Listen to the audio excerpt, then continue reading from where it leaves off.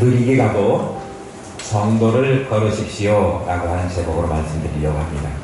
지난 주일에는 맥주감사주일이어서 다른 주제의 설교를 했고요.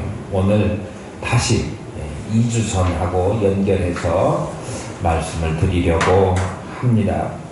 2주 전에 어떤 말씀 드렸냐면 북쪽 이스라엘 왕 이스보셋이 낮에 잠을 자다가 바나나 아니고 뭐라고 그랬죠? 바나하고 네갑 형제가 군장들이죠.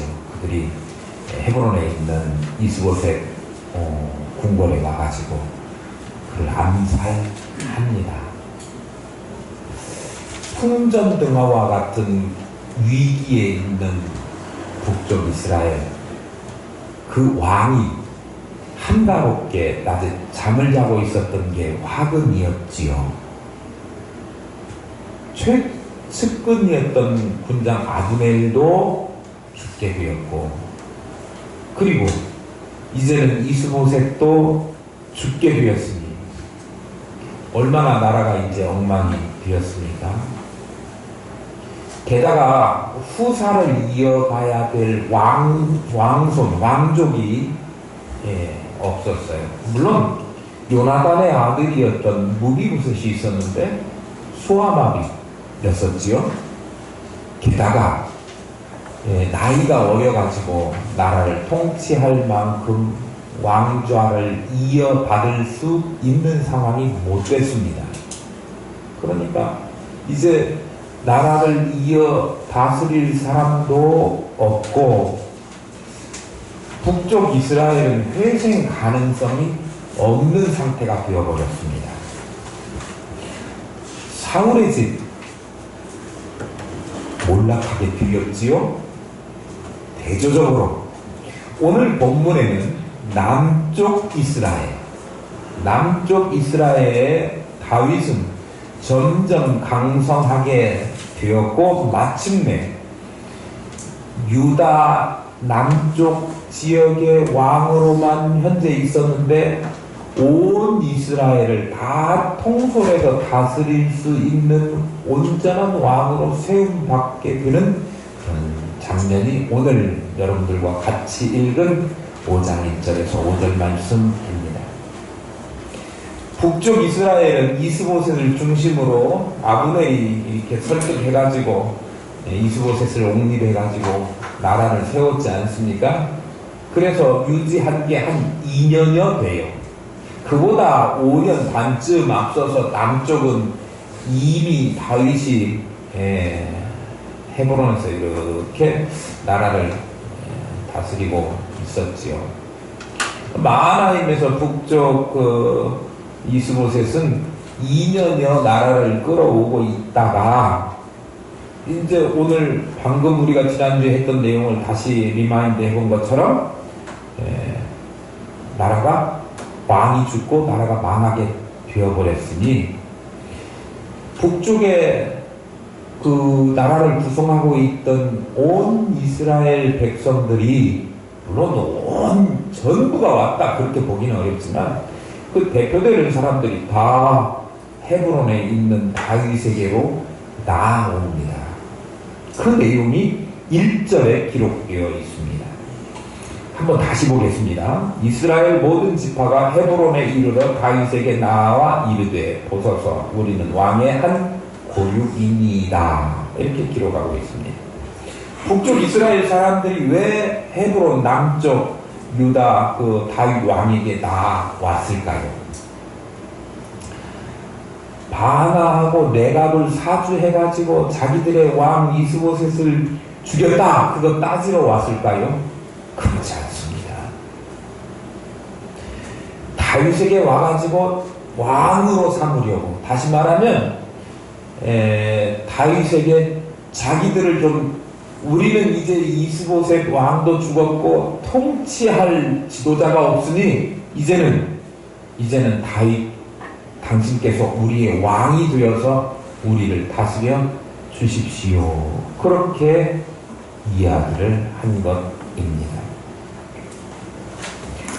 원래 북쪽 이스라엘은 남쪽 다윗 입장에서 보면 적대 관계에 있던 사람들이지요.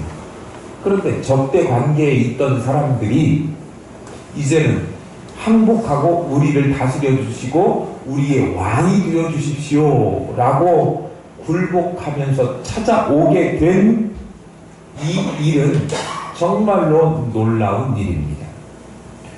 오늘 마스크를 끼고 계셔서 놀라지 않으시는지 아니면 정말로 놀랍지 않아서 안 놀라시는지는 모르지만 정말 놀라운 일이에요.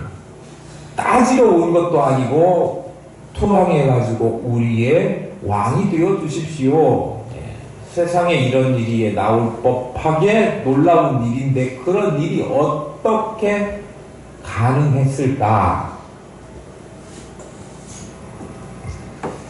사람들 생각에는 이스보셋도 죽고 그 전에 아브넬도 죽었고 북쪽 이스라엘이 더 이상 어떻게 할 수가 없으니까 마지못해서 남쪽에 와서 투항하고 우리의 왕이 되어 주십시오 라고 이야기했을 것이다 라고 생각하겠지요. 물론 그것도 한 이유일 수는 있지만 그보다 성경에서는 어떻게 그런 뉘앙스를 우리에게 전달하고 있느냐 그러면 그들이 스스로 나와서 다윗에게 굴복하게 된 것은 다윗이 그동안 살아왔던 그 여정을 살펴보면 미련스러울 정도로 다윗은 자기가 걸어야 될 길이 힘들고 어려워도 정도를 지켜서 행해왔다. 그것이 온 적진에 속했던 북쪽 이스라엘 모든 지파 사람들도 보고 감동받을 정도로 그렇게 인생을 살아왔기 때문입니다. 우리도 갑작스럽게 지금 서울시장이 지금 죽어가지고 온 나라가 시끄럽죠. 뭐 좋지 않은 이유인 것 같기도 하고요. 어쨌든 고인이 된 그 사람들을 보고 한쪽에서는 잘했네, 못했네, 뭐 이렇게 여러 가지 이야기가 있습니다만 나중에 역사가 판단해 주겠지요. 그런데 여기에 나오는 오늘 다윗은 적진이 그의 생전에 그가 한 일에 대해서 감동을 받고 그리고 그를 인정해서 이제는 자기들을 다스려 주십시오 라고 스스로가 찾아와서 요청을 하게 된 상황이었으니 얼마나 다윗은 사람들에게 인정을 받고 존경을 받는 사람이었는가. 그 이유는 그가 다른 편법을 사용하고 다른 식으로 일을 처리할 수 있는 방법들을 선택하지 않고 고지곳대로 미련할 만큼 하나님의 방식으로 일을 처리해 왔고 백성들을 사랑해 왔음을 그들이 보고 경험했기 때문에 그렇습니다. 다윗이 그동안 어떤 삶을 살아왔습니까? 어렸을 때부터 목동으로 있을 때부터 자기의 일을 완수하기 위해서는 자기의 일을 성실하게 잘 감당해온 사람이었지요.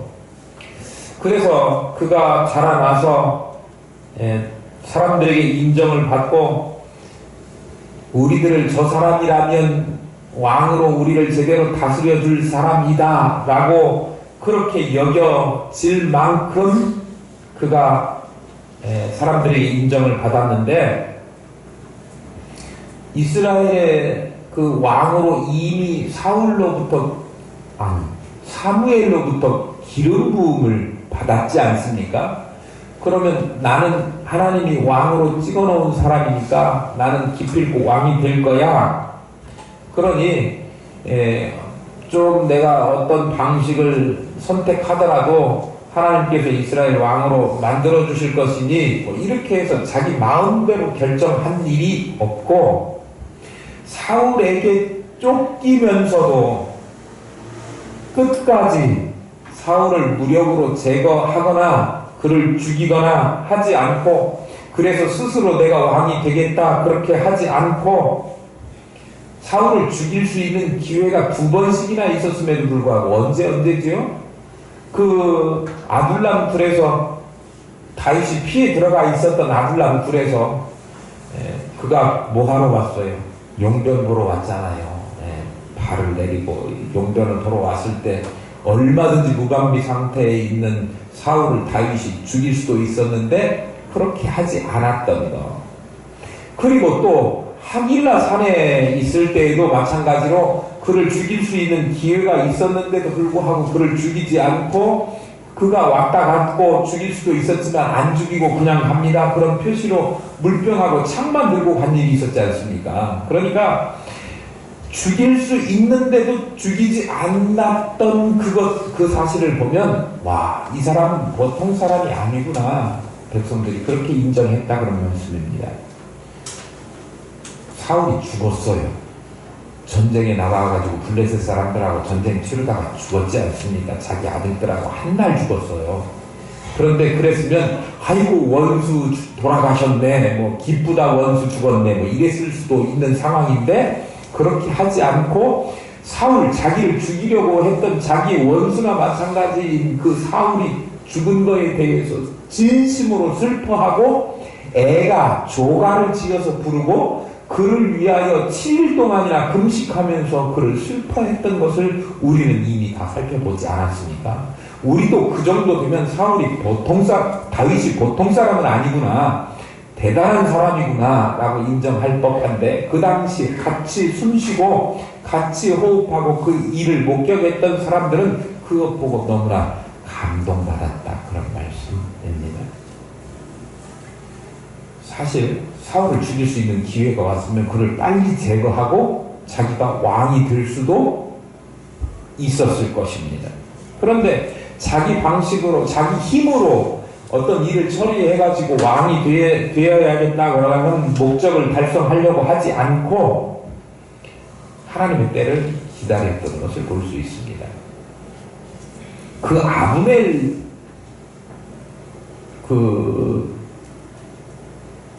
아브넬이라고 하는 사람이 죽기 전에, 그 2년 전에, 그러니까 이스보셋을 꼬드겨가지고 이스보셋을 왕으로 옹립하고 아브넬이 실제적으로 북쪽 이스라엘의 그 실권을 장악하게 되었지 않습니까?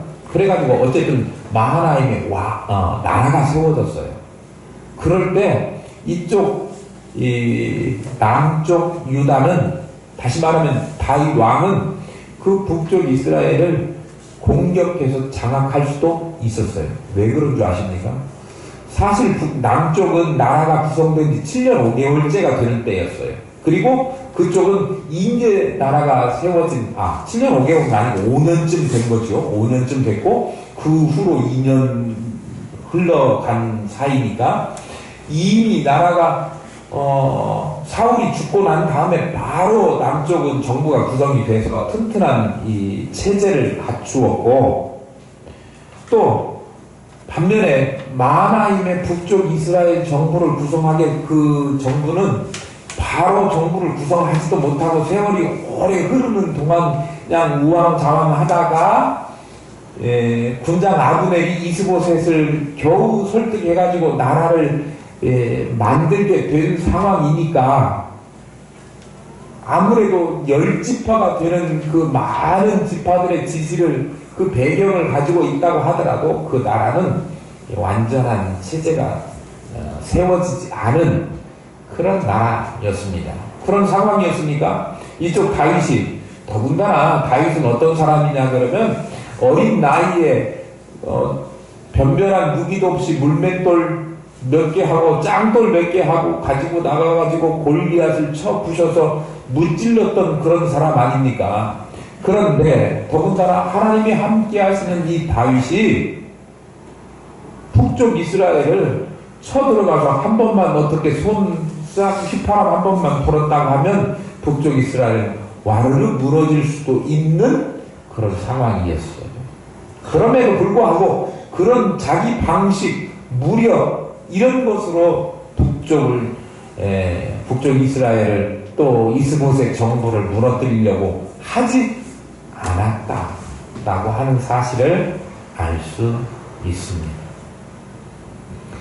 아브넬이 죽었잖아요. 또 이번에 또 이스보셋이 죽었잖아요.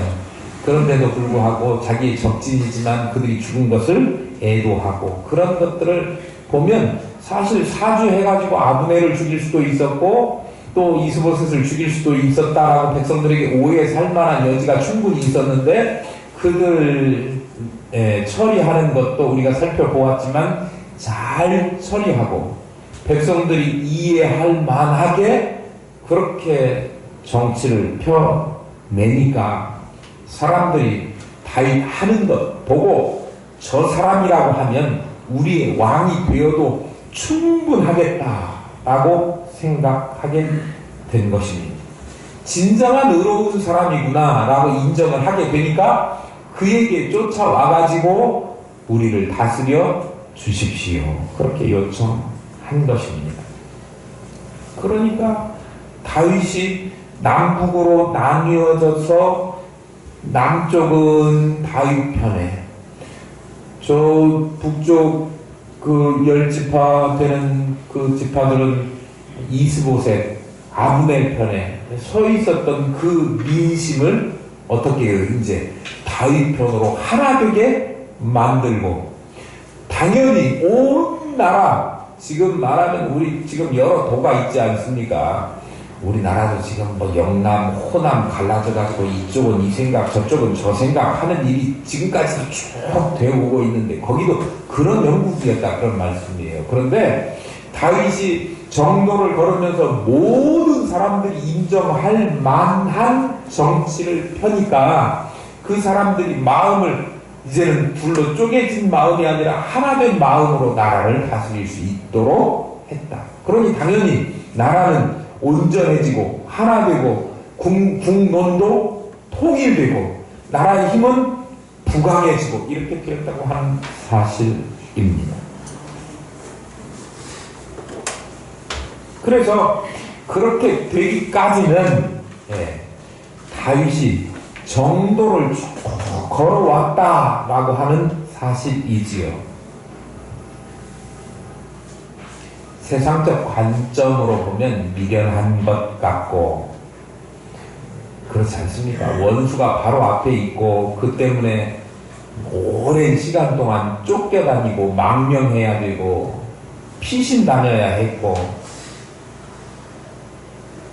그런데 그 사람 죽일 수 있는 기회가 왔는데도 죽이지도 않고 그냥 멀쩡하게 살려서 돌려보내고 이게 제정신 아니죠.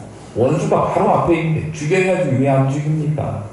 세상 사람들이 볼 때 그럴 거 아닙니까? 그런데 그렇지 않았어요. 죽이기만 하면 바로 자기가 왕 되는 거예요. 그런데 안 죽였어요. 내가 저놈만 죽이면 저놈만 제거하면 내가 대통령도 되고 모든 권한을 다 가질 수 있어. 그런 거예요. 그런데 안 죽여요. 그러니까 세상적 관점으로 보면 정말 다윗은 미련하고 멍청한 것 같죠. 이해가 안 가. 빨리 저놈 죽여야 왕이 되고 나라가 당신 편으로 될 거 아니야. 이렇게 이야기할 법한데 하나님의 기름 부음 받은 사람을 죽일 수 없다. 그게 자기의 원칙이었어요. 성경에서 말하는 그 원칙을 잘 지키고 정도, 바른 길 가는 것을 선택했기 때문에 바른 길 선택했기 때문에 고난도 겪어야 되고 오랜 시간 힘든 시간을 보내긴 했지만 그러나 결국은 오늘 보니까 모든 사람들이 그를 인정하게 되었다라고 하는 사실입니다. 다윗이 사무엘로부터 기름 부음 받고 오늘 왕이 될 때까지 무려 22년이 흘렀어요. 사울이 죽고 나서 지금 이스보셋도 죽고 사울이 죽고 나서 자기가 유다를 중심으로 나라를 세워서 유다의 왕, 완전하지는 않지만 이스라엘 일부의 왕이 되어서 지금까지 온 시간만 해도 7년을 개월이에요.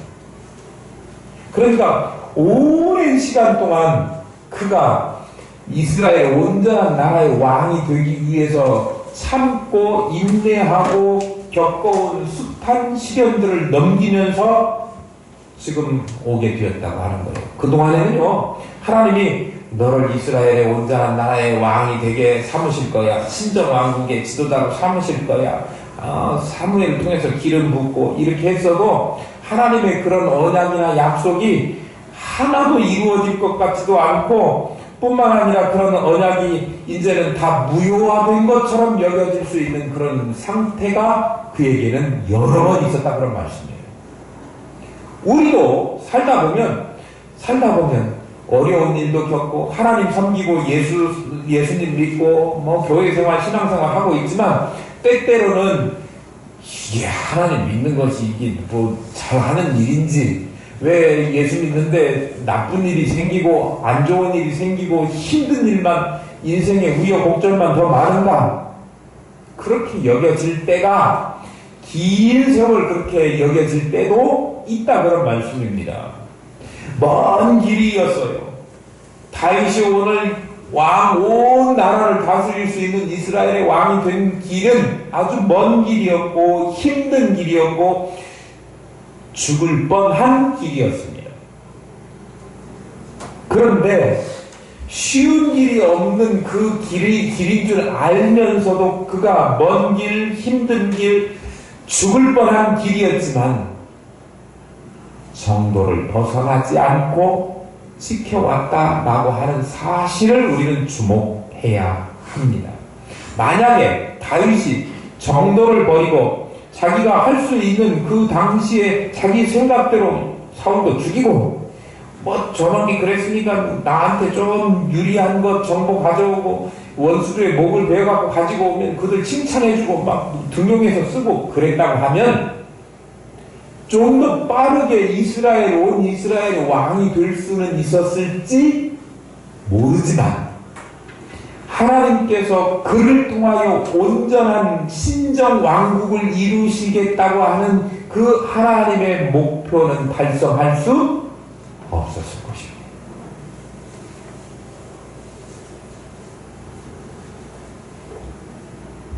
남쪽 북쪽 이스라엘이 온 백성들이 뜻이 하나로 모아질 수도 없었을 것입니다. 뜻이 하나로, 국론이 하나로 통일되지 않으면 이게 나라가 힘이 있겠습니까? 그런데 정도를 거쳐오고 오랜 시간을 지난 이후에 강력한 통일 왕국을 만들었고, 그리고 그 이후로부터 나라를 온전하게 잘 오랜 세월 동안 다스렸음을 오늘 본문이 이야기하고 있는 것입니다. 정도를 택하지 않고 자기 마음대로 그렇게 나라를 다스렸던 사람이 다윗의 후손들, 손자였던 르호보암이라고 하는 사람이 있어요. 기억하실 겁니다. 결과가 어떻게 돼요? 정도를 걷지 않고 자기 마음대로 하니까 지금 이렇게 간신히 통합된 나라가 나중에 둘로 남북으로 또 나뉘어지게 되는 속설한 결과를 가져오게 되지요.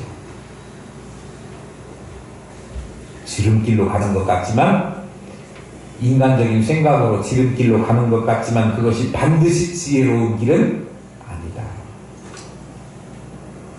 지름길로 가는 것보다 정도로 가는 것이 도리어 지혜로운 길이다. 부모님에게 재산 몽땅 물려받아가지고 편하게 쉽게 막 뭐 아파트도 사고 이러면 좋겠죠. 그런데 그렇게 안 하고 내가 냄비뚜껑, 솥뚜껑, 뭐 젓가락 2개 갖고 시작했어도 열심으로 성실하게 잘해서 가정을 만들어 놓은 것이 오래가고 값있고 인정받고 보람있다, 그런 거예요. 뭘로도 바꿀 수 없는. 정도를 걷는 것이 미련한 것 같고 힘든 길 같고 어려운 길 같고, 그렇지만 그것이 가장 지혜로운 일. 사업을 하는 사람들 중에 하루라도 빨리 성공하기 위해서 정도를 버리고 지름길을 택하는 사람들 있지요. 경비를 절감하겠다라고 하는 목적을 가지고 직원들 임금도 떼먹고 일당도 떼먹고 좋지 않은 재료를 쓰고, 우리 교회 오늘 삼계탕 하는데요. 좋은 재료를 가지고 삶도 좋은 삶을 사가지고 와서 좋은 집에 있는 찹쌀 아껴놨던 거 가지고 와서 만들어서 오늘 나는 다른 사람 줄 때 좋은 거 하고 우리 성도들 나눌 때 좋은 거 나누고 그렇게 해야 되지요. 그런 마음으로 자기가 어떤 경영을 해도 식당을 하건 무엇을 하건 회사를 운영하건 해도 좋은 것 해서 남들에게 해야 되지요. 나쁜 재료 써가지고 일을 조금 더 남기면 그게 금방 출세하고 부자 될 것 같지만 절대 그렇지 않습니다. 다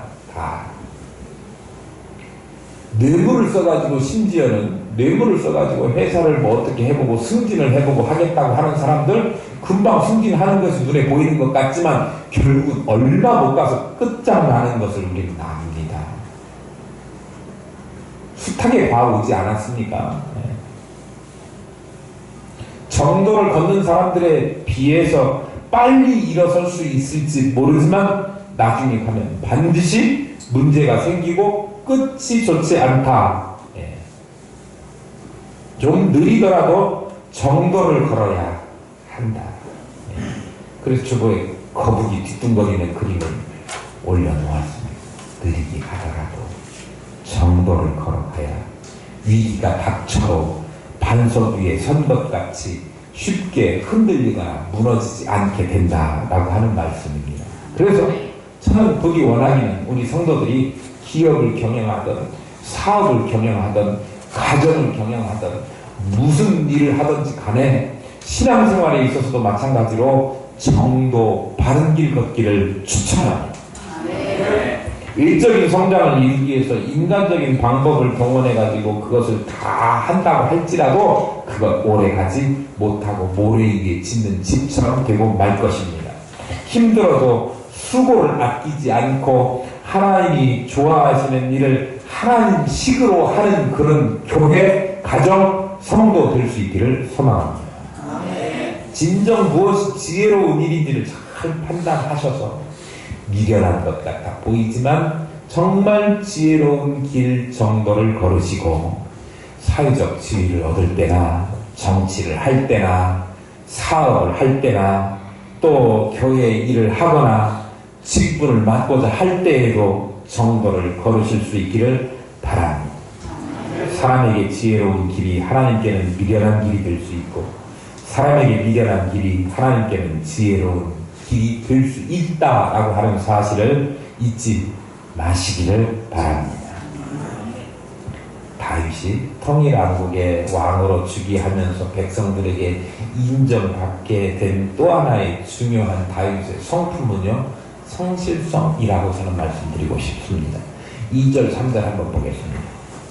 전에 곧 사울이 우리의 왕이 되었을 때에도 이스라엘을 거느려 출입하게 하신 분은 왕이시었고 여호와께서도 왕에게 말씀하시를 내가 내 백성 이스라엘의 목자가 되며 내가 이스라엘의 주권자가 되리라 하셨나이다 하니라. 이에 이스라엘 모든 장로가 헤브론에 이르러 왕에게 나아오매 다윗 왕이 헤브론에서 여호와 앞에 그들과 언약을 맺으며 그들이 이 다윗에게 기름을 부어 이스라엘 왕으로 삼으니라. 이스라엘 사람들이 지금 누구를 들먹거리고 있냐면 선왕이었던 사울을 끌어들여서 이야기를 합니다. 사울과 다윗을 비교하면서 사울이 왕으로 이스라엘을 통치하고 있을 때에도 실제적인 통치, 실제적으로 백성들을 출입하게 하는 것은 다윗이었다, 그렇게 이야기하는 거예요. 이스라엘을 진정으로 지키고 국민들을 보호하고 다스리고 적으로부터 막아주고 이런 일을 사울이 한 게 아니라 누가 했다고요? 다윗이 했다라고 이야기하고 있는 것입니다. 그러니까 백성들이 다윗에게 나와가지고 이처럼 진정한 군왕이 되어주시고 우리를 다스려 주십시오 라고 부탁을 하면서 다윗을 인정하게 된 것은 그의 성실함 때문이었습니다. 사울에게 쫓겨서 망명 생활할 때 자기가 고난받는 중이었지 않습니까? 그럼에도 불구하고 백성들이 어려움을 겪으면 거기에 가서 그들을 도와주었고요. 보살펴 주었습니다. 이스라엘을 침공하는 이방 족속들을 격퇴한 일이 여러 곳에서 나오고 우리가 살펴본 바 있습니다. 반대로 사울은요, 왕이었기 때문에 자기가 그 일을 백성들을 지키고 돌보고 먹이고 해야 되는데 그거에는 관심 없고 오직 내 왕권 유지하기 위해서 다윗처럼 죽여야지 거기에만 혈안이 돼 있지 않았습니까? 제가 볼 때 사무엘 상하 쭉 읽어보면서 사울이 한 일은 그거밖에 없는 것 같아요. 그러니 백성들은 안중에도 없었고 백성들의 복지나 국민들이 어떻게 살아가는지 이 코로나 시대에 뭘 먹고 사는지 거기에는 안중도 없으면 그거 지도자 아니죠. 그런데 사울은 그런 상황에서 자기 자리 유지하는 데에만 급급했다 그런 게 목사가 자기 성도들은 어떻게 영적으로 살아가는지 신앙생활 하는지 이런 건 알지도 못하고 저 혼자 배부르고 뭐 좋은 거 먹을까 오늘 점심은 뭐 먹지 저녁은 뭐 먹지 이런 생각만 하고 있으면 목사 정신없는 거죠.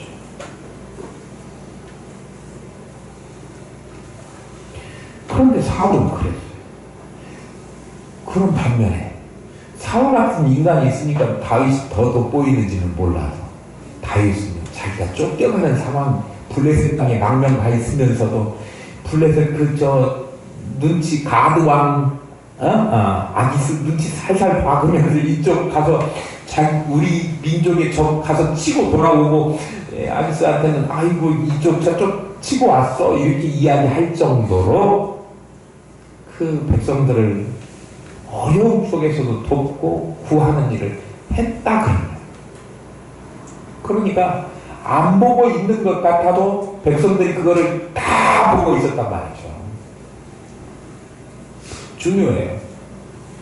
내가 하는 일이 정말 어렵고 힘들고 누가 알아주지 않는 것 같은 일이라고 할지라도 열심히 성실하게 맡겨진 직분을 잘 감당한다라고 하는 것을 사람들은 다 알고 있어요. 아니, 사람들은 몰라도 하나님은 다 보고 계십니다.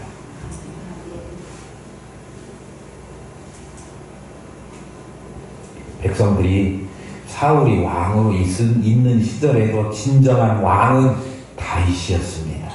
이제 사울도 없고 이스보셋도 없는데 당연히 다윗 왕이 우리를 다스려 주셔야 되지 않겠습니까? 뭘 인정한 거예요? 성실함을 인정한 거예요. 양을 돌보면서 밥 먹는 것도 제껴놓고 양을 돌보고 아버지가 심부름 보내면 그 어디 심부름 보냈죠? 형들 블랙스하고 싸울 때 적장에 가가지고 뭐 좀 전해주고 상황 하라고 보냈잖아요. 나는 내가 할 일은 양 돌보는 일이지 그거 가는 일 아니잖아요. 나 안 갈래요 할 수도 있잖아요. 전쟁통에 가는데 그거 무서워서 안 갈 수도 있고요. 어린 나이였으니까. 그런데 그렇지 않고 성실하게 부모님의 말씀에 순종했다는 것을 볼 수 있습니다. 그래서 하나님께서는 그를 높여서 온 이스라엘의 왕이 되게 하셨다. 저도 이 성실함을 굉장히 중요한 덕목으로 생각합니다. 왜냐면요, 하나님은 지극히 성실하신 분이시기 때문에 우리도 성실해야 된다라고 말씀드리고 싶은 것입니다. 시편 기자는 시편 36편에 보면 하나님의 성실하심이 공중에 사무쳤다 그렇게 기록하고 있습니다. 이사야 선지자도 마찬가지로 하나님께서 성실로 몸에 띠를 띄우셨다 그렇게 말씀하고 있습니다. 하나님 자체가 성실하신 분이라고 하는 사실입니다. 하나님 자신이 성실하신 분이기에 하나님은 당신의 백성들에게 성실하게 살 것을 요구하시고 있습니다.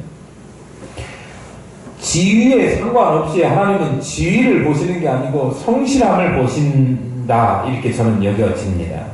그리고 그에게 의의 또 영광의 옷을 입혀주신다. 하나님 앞에서 사람의 직분이 중요한 것 아닙니다. 뭐가 중요해요? 성실함이 중요한 거예요. 사울이 그 당시 입고 있었던 옷은 왕의 옷이었습니다. 왕의 자리를 차지하고 있었습니다. 그런데 아무것도 아닌 다윗은 성실하게 자기 백성을 돌보고 위에서 싸우고 힘을 쓰는데 정말 성실하게 그 선서했을 거 아닙니까? 나는 이스라엘 왕으로서 성실하게 이 나라 국민들과 백성을 지키고 보호하며 이 국도를 잘 지킬 것을 서약합니다 했을 거 아닙니까? 그런데 그렇게 정작 해야 될 사울은 그렇게 하지 못하고 지 자리 보존하는 일만 계속했다, 그런 말씀이에요. 성실하지 못한 지위를 가지고 있는 사람하고 지위는 없어도 성실함을 가지고 있는 사람하고 하나님께서 누구를 인정하시느냐 그러면 후자를 인정하시다. 그러니까 내가 어떤 직분을 가지고 있느냐 보다는 하나님 앞에, 사람들 앞에 얼마나 성실하냐,